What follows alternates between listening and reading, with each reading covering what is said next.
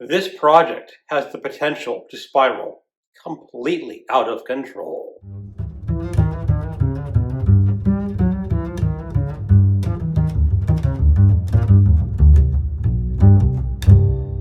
Hello, welcome to my channel, Another Bibliophile Reads. My name is Greg, and today is an announcement that Horror Mayhem returns for its 4th year. Horror Mayhem was an original creation by Scott and Becky Bryant way back in 2023.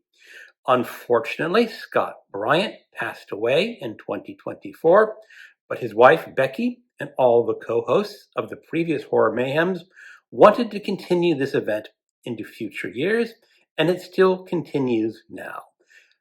Becky will be here as a host creator, and the co-hosts will be Dave and Olive at Book Blather, Gareth at Books, Songs, and Other Magic, me, Another Bibliophile Reads, Michel K Vaughan, MJ at Reading This Life, and Randy Ray, the Literate Texan.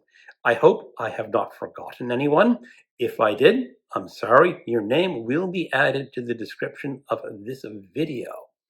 Now, Horror Mayhem likes to have its themes. The theme is not required. You do not have to follow the theme to read for Horror Mayhem. Just read some horror. But this year, the theme is a world tour of horror. The goal is to read horror tales that feature locations from around the world. The author doesn't have to be from the location the story is set in, but as a reader, try to visit as many places from across the world as you can. Again, you don't have to follow this theme if you don't want to. The only requirement is to read horror with a focus on short stories and novels of 200 pages or less. You can squeeze it to 250, no problem. So that really is all that you have to do to participate with Horror Mayhem.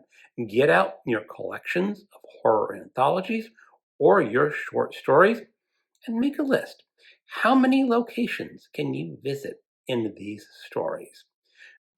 Personally, I'm going to try to read a short story from every continent. Antarctica is going to be a little difficult. There are only 3 major short stories in the horror genre set in Antarctica, and that would be Who Goes There by John W. Campbell, At the Mountains of Madness by H.P. Lovecraft, and The Narrative of Arthur Pym by Edgar Allan Poe.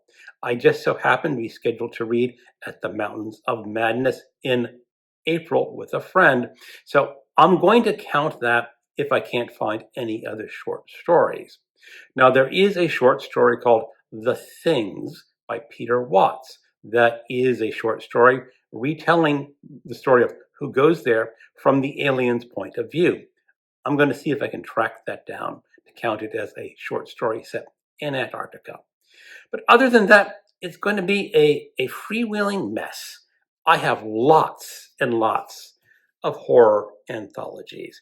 This is a 4-volume set of a Cthulhu mythos written in translated from the Japanese.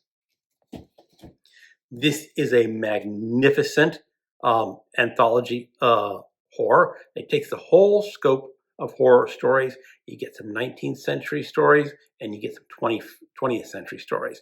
Now, this was published in the 20th century, so you won't get any more modern short stories. And this is sort of a follow-up to The Dark Descent. Of course, I have Rivals of Weird Tales. I have Weird Tales. Now, this is a very good anthology. This is, it says on the cover, 32 Terrors, a story from each year the classic horror and fantasy magazine was published. There's some really great older horror stories in this collection, but most of them are set in the United States. Oh well, I might pick a few from here anyway. Science Fiction Terror Tales.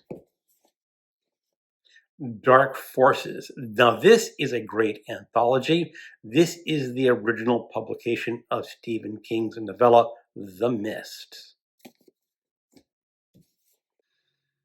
Now, this is an interesting collection of short stories. Each of these short stories inspired a classic horror movie. You have such stories as The Beast with Five Fingers by W.F.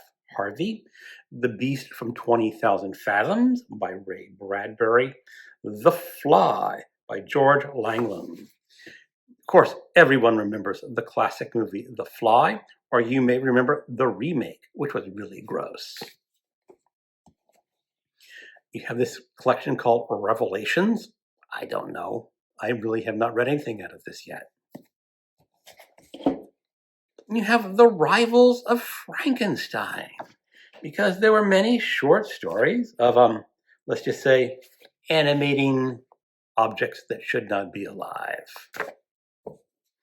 And then I have all these Alfred Hitchcock Presents short stories.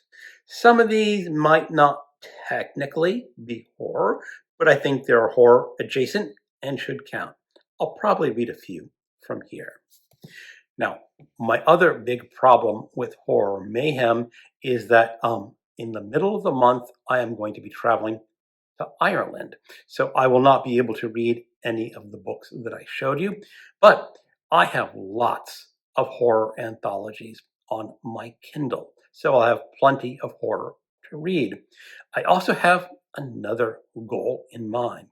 When I'm in Ireland, I want to find a collection of Irish horror short stories or an Irish short horror novel that I can read in Ireland if I can.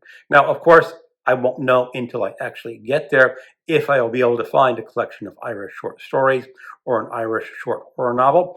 I'll just have to wait and see. But that is my goal while in Ireland is to read some Irish horror. I think that would be a lot of fun.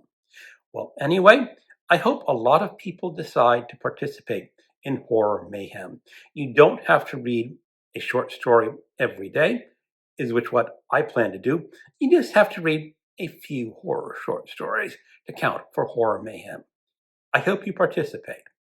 Thank you for watching and keep on reading horror.